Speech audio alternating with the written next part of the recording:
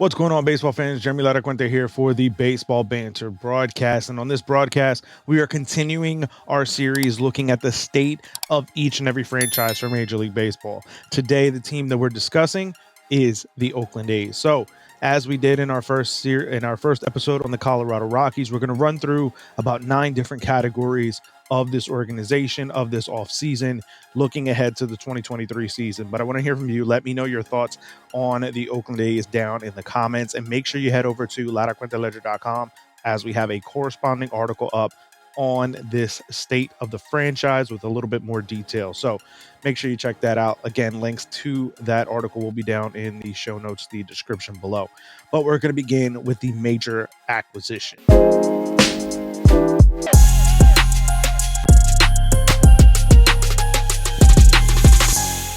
For the Oakland A's, the major acquisition was Shintaro Fujinami.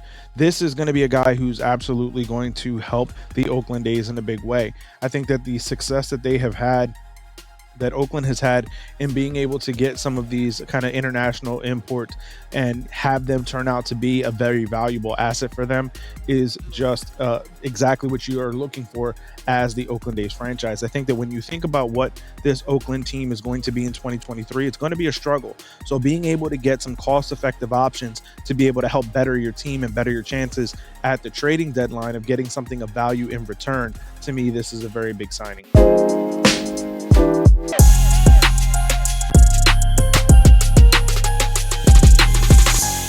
Now, when it comes to the significant injuries, there are 2 of note. When you look at the rotation for the Oakland A's, Paul Blackburn is a very big loss.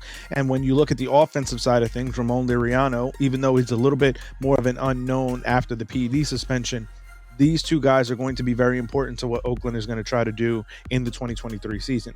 Now, when it comes to being able to use one of these 2 players either as a trade piece or towards the next long-term phase of this rebuild for the Oakland A's, I think that both players are going to be important in different ways. I think that the defensive ability that Laureano has, with some potential power that he could have and really develop under the right hitting guidance, I think could be a very valuable asset to a contending team. Likewise, with Paul Blackburn, this is going to be a guy who's going to be able to go in, eat up some innings for a contending team and really find themselves playing up in the market. So I think that with maybe a little less in the trade market, a guy like Paul Blackburn or Ramon Laureano could be very beneficial to the trading season of the A's in 2023.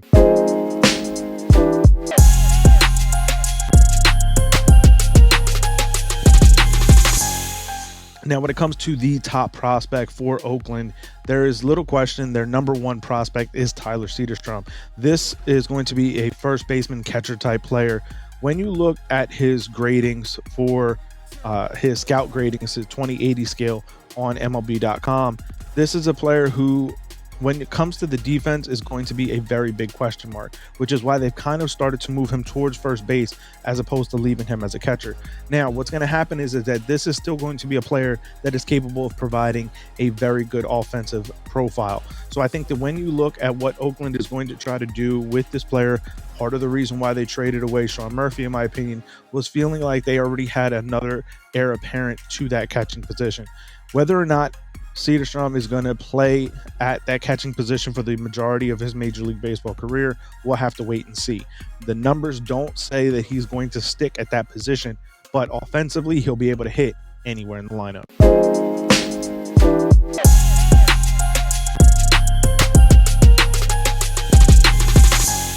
Now, when it comes to the bold prediction for the Oakland A's, I don't think it's all that bold to say, but I am predicting the A's will lose 105 games. Now, this is already one of the worst teams in Major League Baseball, and to me, they've only gotten worse as the offseason has progressed. I think that there's an opportunity for them to try to push towards the top flight seat in the draft lottery. They lost out on that in a big way this year with the first ever draft lottery. But I think that Oakland is going to find itself in a very difficult position for quite a bit of time. Obviously, they're a low revenue, a low market team. Attendance is absolutely dreadful in one of the most horrendous ballparks in all of baseball. But at the end of the day, this is going to be a team that is really not fielding a competitive team in Major League Baseball, in my opinion.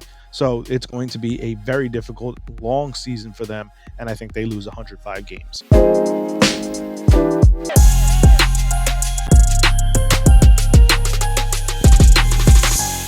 Now, that being said, with losing 105 games, I think it's very easy to predict where they will end up in the division, and that is last place. I think that when you look at the 4 teams in their division, they are all significantly better than them. Yes, there's question marks about what the Angels are going to be capable of, what the Rangers are going to be capable of. Can the Mariners repeat, or was this a one-time Cinderella story in the 2022 season, ending that postseason drought? Obviously, we know the Astros are absolutely legit, but when it comes to the A's, there's no doubt in anyone's mind they are finishing in last place, so that's where they end up on my prediction rankings as well.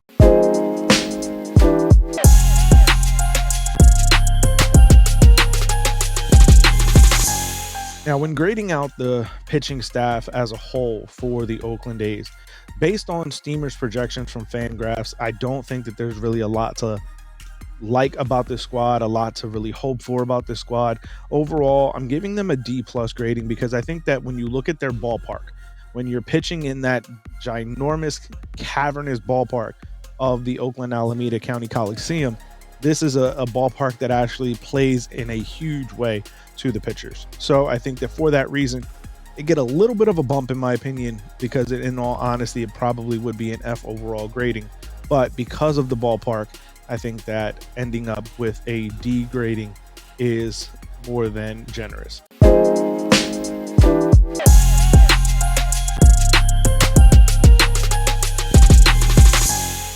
When it comes to the offensive lineup for this Oakland A's staff, this is another lackluster bunch. I think that there is not a lot to really get excited about if you're a fan of the Oakland A's, unfortunately, in this 2023 season. Overall, the grading of a D-, in my opinion, is generous. I'm not sure exactly how much offense this team is really going to be able to put together. Again, as I just mentioned, it is a cavernous ballpark in Oakland for this team. It is a terrible stadium to play in. This is going to be something that really affects this team offensively, especially when you don't have guys in that lineup that are really going to be able to contribute and produce in a massive way. So for me, Oakland's lineup is getting a D-.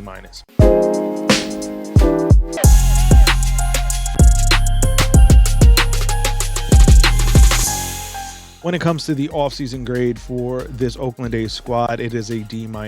Yes, they would bring in the aforementioned Fujinami, they would bring in Jesus Aguilar, but overall, this isn't a team that really is going to be able to bring in a ton of free agent stars. We know that they have to develop based on the way that their franchises run, the budget that they have themselves allotted to. To me, what they've done this offseason, however, is not in their best interest. I'm not sure that any of these acquisitions are really going to make a significant difference for the Oakland A's, and that's why they get a D- grade.